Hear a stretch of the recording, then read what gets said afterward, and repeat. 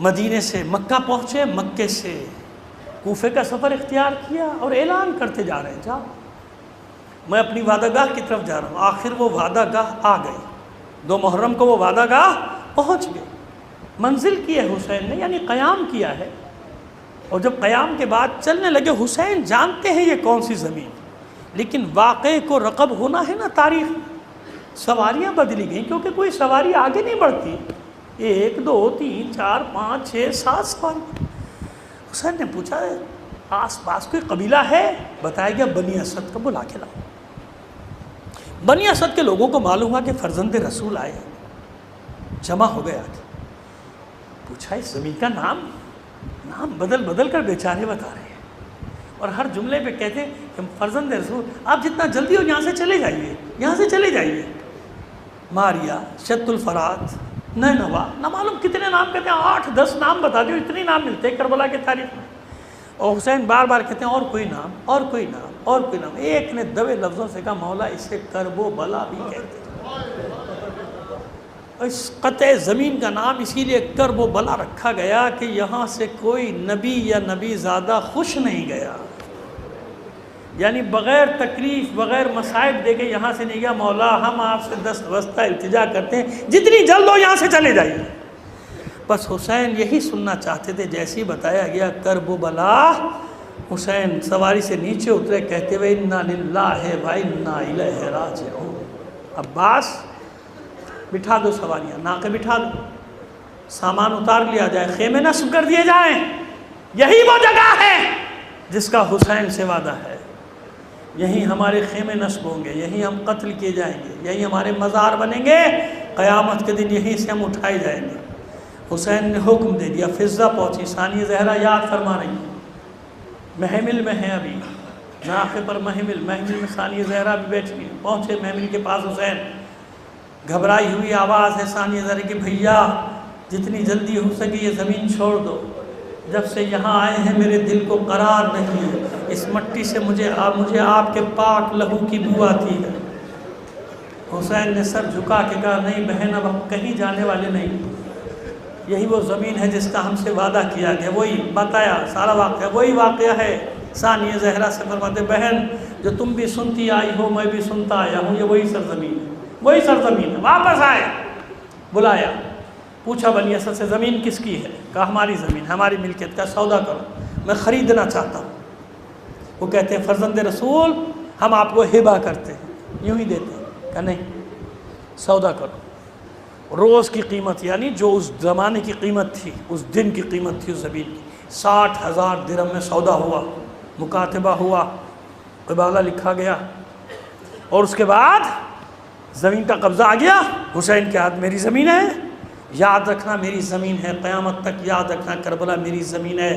میں اپنے گھر میں تھا، میں نے کسی پر جارحیت نہیں کی، حملہ مجھ پر کیا گیا ہے، حملہ میرے گھر پر ہوا ہے، یہ زمین میری ہے، میرا گھر ہے۔ اس کے بعد فرماتے 3 شرطوں کے ساتھ تمہیں واپس کرتا ہوں، 3 شرطوں کے ساتھ تمہیں ہبہ کرتا ہوں یہ زمین۔ یہ شرطیں بھی لکھی گئی، لکھو پہلی شرط، تھوڑے دن میں ہم قتل کر دیے جائیں گے، ہمارے قاتل اپنے لاشوں کو دفنائیں گے، ہماری لاشیں یوں ہی بے گور و کفن چھوڑ کر چلے جائیں گے، ہماری لاشوں کو دفنا دینا۔ دوسری شرط دیکھو، اس زمین پہ کبھی زراعت نہ کرنا، کھیتی باڑی نہ کرنا۔ جانتے ہیں کیوں کہا حسین نے؟ حسین جانتے ہیں کہ قیامت تک میرے کروڑوں چاہنے والے آئیں گے، ہر موسم میں آئیں گے، ہے نا، ہر موسم میں آئیں گے۔ اگر یہاں زراعت ہوئی، کھیتی باڑی ہوئی، ہزاروں لاکھوں کروڑوں کی تعداد میں آئیں گے، کھیتیاں روند دی جائیں گی، لوگ الزام لگائیں گے حسین کے ظاہر آتے ہیں سبزے کو روند کے چلے جاتے ہیں۔ اب سمجھ میں آیا راز؟ کیوں کہا حسین نے کھیتی باڑی نہیں ہوگی یہاں، تاکہ کوئی میرے چاہنے والوں پر، میرے زائرین پہ کوئی الزام نہ لگا سکے، یہاں کھیتی باڑی نہیں کرو گے۔ تیسری شرط دیکھو، بہت عرصے بعد خوف کی فضا ختم ہوگی، ہمارے چاہنے والے ہمارے قبروں کی زیارت کے لیے آئیں گے، انہیں ہماری قبروں کے نشان بتانا، اور 3 دن انہیں مہمان رکھنا۔ لوگ سوال کرتے نا آپ کو کیسے یاد ہے، کیسے پتا یہاں تیر چلا، یہاں ہاتھ قلم؟ خدا کے بندو، حسین کی وصیت تھی، لہذا بنی اسد نے ایک ایک نشانی محفوظ رکھی۔ کہاں عباس کا ایک بازو قلم ہوا، کہاں دوسرا قلم ہوا، کہاں مشکیزے میں تیر لگا، کہاں عباس گھوڑے سے نیچے آئے، کہاں علی اکبر کے برچھی لگی، کہاں علی اصغر کے گلے میں تیر لگا، کہاں اون و محمد گرے، کہاں قاسم کی لاش پامال ہوئی، کہاں حسین نشیب میں گرے ہیں، کہاں سے بہن نے بھائی کا گلا کٹتے ہوئے دیکھا۔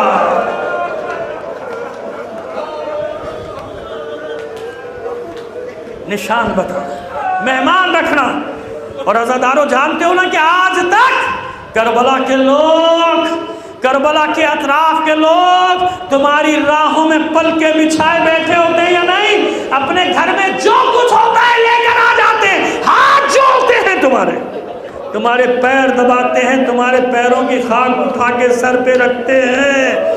کیوں؟ یہ خاک ملنے دے چہرے پہ اپنے قدموں کی، قیامت کے دن حسین کو دکھاؤں گا۔ مولا یہ تیرے ظاہر کے پیروں کی خاک ہے جو میں نے اپنے میں کوئی کتابی باتیں تو نہیں کر رہا نا، جو چہلم پہ جاتے ہو سب دیکھا ہے نا کیسے خدمت کرتے ہیں۔ مہمان رکھنا۔ پھر پہلی شرط میں واپس پلٹے حسین، ہمارے لاشیں ضرور دفنانا۔ سب نے اقرار کیا، کہا نہیں اپنی خواتین کو بلاؤ۔ خواتین آئیں، کہا دیکھو اگر یہ مرد ڈر جائیں تم لاشیں دفنانا۔ عورتوں نے عہد و پیمان کیا، پھر بھی اطمینان نہیں ہوا حسین کو، کہا اپنے بچوں کو بلاؤ۔